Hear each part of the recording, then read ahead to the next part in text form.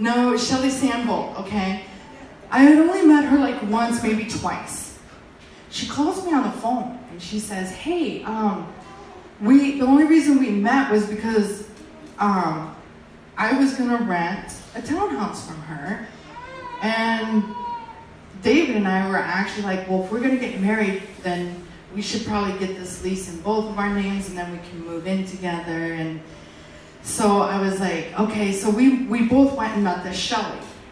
She called me and she said, can you have David give me a call? And she goes, I have a question for him in regards to these contracts. I said, okay, so I gave David her number, he calls her. Oddly enough, she says to him, I have this ring, it's just under $8,000, and I was trying to sell it, and the Lord said, no, I'm supposed to give it to David because David and Jody are going to get married. That's huge. It's just under $8,000. I mean, that's not something you just give away, you know? And I didn't know she said this, but then it was like a month later, he proposed to me, and he told me this story. But the funny thing about it was around the same time that the Lord told her to do this, David and I were praying about a ring. Lord, if you want us to get married, you're going to have to provide a ring. Because I was telling him about this whole dress thing, you know. And so those are my two stories for today. So that's just how God makes. Like, if He wants people together, you know, He provide anything. Yeah, I just love that, because it just shows, doesn't it, how the Lord cares about the details. Yeah, every little thing. That He knows the details. His eye is on the sparrow, and so that's so powerful. Thanks for sharing that, Johnny. Do you mind if we hold off for a couple weeks? Yeah. Okay, cool. All right.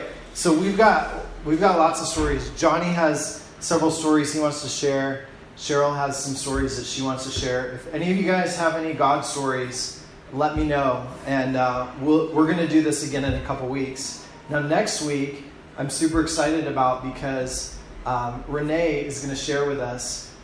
Renee has a lot of dreams, and you guys know, if you know Renee, you know that she loves the Lord with all of her heart. And, sometimes when we hear about dreams, we can tend to think of like the New Age world, right? And like, well, that's a little strange or different, And the truth is that the Lord has always used dreams and visions in people's lives. And we live in a Western society where that's kind of been squelched, I believe.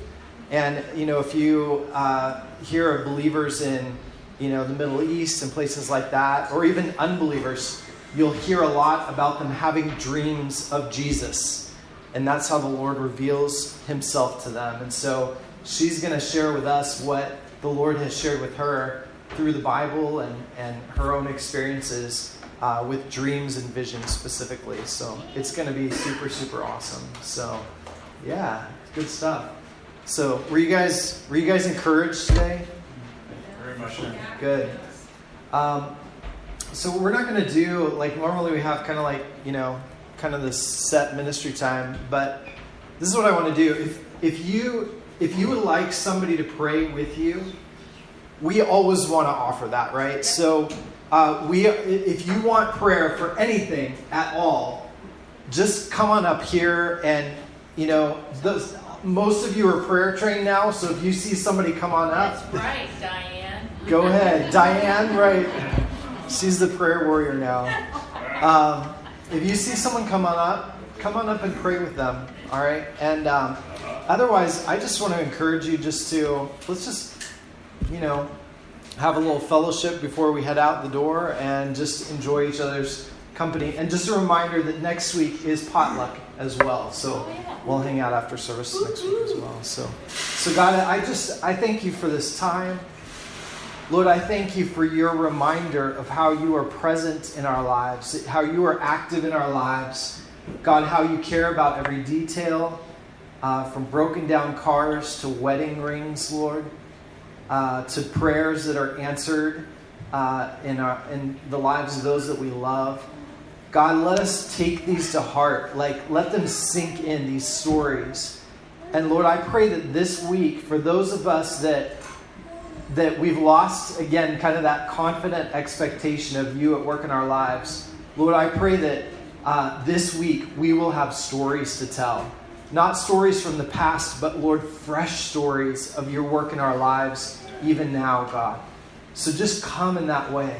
Just come and reveal yourself in greater ways in our lives than we have ever seen before, so that we can share those stories with one another, and so we can share those stories with others who are not walking with you or have been walking away from you, Lord, that it would encourage and bless them. So thank you, Lord. Thank you, Lord. Amen. Amen.